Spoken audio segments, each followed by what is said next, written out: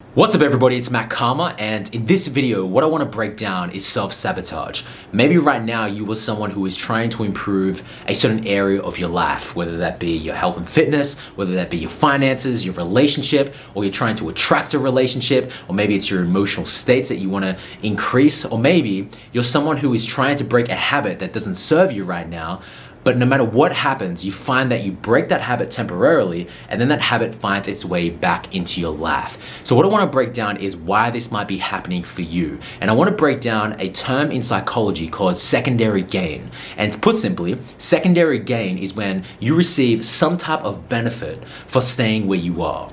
Right? Secondary gain is when you receive some type of benefit for staying where you are. So let me tell you a story. I remember a time when I was working with a client. For those of you who've been following me for a while, you might have remembered when I used to have a program called Self-Mastery. And Self-Mastery was a program that helped people lose weight, but through a psychological approach. Knowing that in order for someone to transform their external world, meaning their body in this certain situation, they had to transform their internal world. So what we focused on is, why is it that people binge eat? Why is it that you find that you've been motivated for 1 week and then you unmotivated the next week? Why is it that you lose weight but then find your way back to gaining the weight that you once lost? And there is a reason for that. And I remember a time where I was working with a client, and this client was a very good representation of other clients that I worked with, because this pattern was showing up just in different ways. So I was working with this client, and what happened was, within the very first session, we created a safe space where she could share anything that was coming up for her when I was asking her certain questions. And long story short, she shared with me that she was sexually abused as a child. And what happened was, in her subconscious, through certain questions that I asked her, she linked up that by losing weight, that she would be attractive by being thinner. And by being thinner and by being attractive, what would happen is it would expose her of men seeing her in a particular way and like sexualizing her. And she doesn't want to be objectified. She doesn't want to be sexualized, because that could potentially lead to a deep traumatic event that happened during childhood. So consciously, she wanted to lose weight, right? Consciously, she knew what she had to do. But for some reason, she always found a way to gain the weight back that she lost, find a way to be unmotivated, and it all happened in very subtle ways, right? So for example, she would lose the weight, and then what would happen in her mind, she would start to say to herself, well, you know what, I've lost 10 kilograms, I've lost 15 kilograms, it's okay to start eating this food that I was staying away from for so long. You know what, I was working out really good this week, last week, it's okay if I have a few rest days this week. And all made logical sense for that to happen. And that was a way of her subconscious finding ways that she could revert back to her old patterns. And the reason why is because of that secondary gain psychological principle, right? When you receive some type of benefit for staying where she is or where you are. So consciously she wanted to look thinner, but subconsciously she just wanted to be safe from a deep traumatic event that happened as a child. Now, maybe you can't relate to this specific event, but what I want to ask you is, what is your version of that? Let me tell you another story.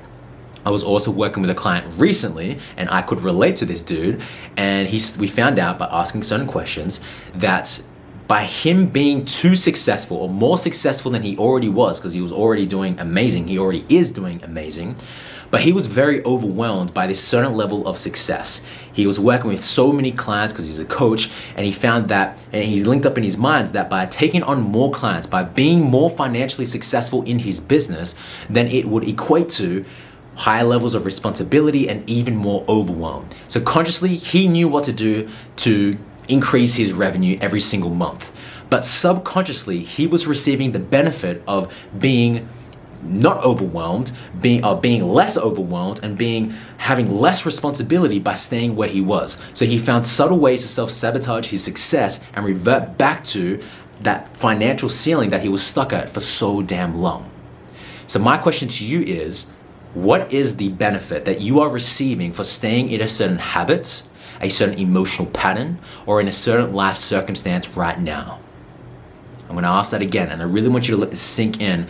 And I don't want you to just hear this, but I really want you to take the time to answer this by maybe even pausing the video, maybe even running this question down and then straight away really started to contemplate about the answers of this question.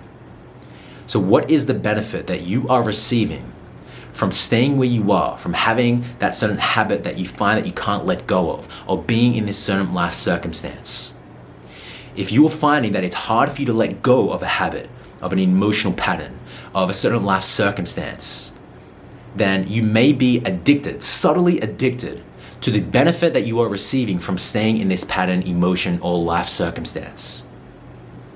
The subconscious can be very, very tricky. And if you want to transform your external world, then the internal world needs to be looked at. So many people think that the strategy is what's going to transform their life. If I just knew how to break out of this emotion, or if I just knew how to increase my business, if I just knew how to lose weight, if I just knew how to do that thing to get to where I want to get to, then that would change everything. And strategy is amazing. However, if the subconscious isn't looked at, if it isn't cleared out and replaced with new beliefs, then what will happen is you'll always find a way back to revert to your patterns, your emotions, or your life circumstance. So I really wanted to just break down this short video, and hopefully just by you becoming aware of this, it's enough for you to break the pattern, because once you have awareness of the pattern, then it becomes a choice. Then you can start to make the conscious decision that I'm no longer going to do that thing. And that client that I was working with in the past, she went on to not just lose the weights, she was also struggling and recovering from an eating disorder. She still hasn't reverted back to her old ways, because just from that awareness and certain things that we did in my self-mastery program. So never underestimate the power of awareness, the power of just becoming aware of a pattern. That alone can be enough to interrupt the pattern in the subconscious. So I really hope that this video has helped you out. If you enjoyed this video, please give this a big thumbs up. I would love to know what was the biggest thing that you got from this video, so please leave a comment down below. Hit the notification bell to be notified when I release videos every single week. And until I see you all in the next video, remember to love all living beings, and most importantly, love thyself.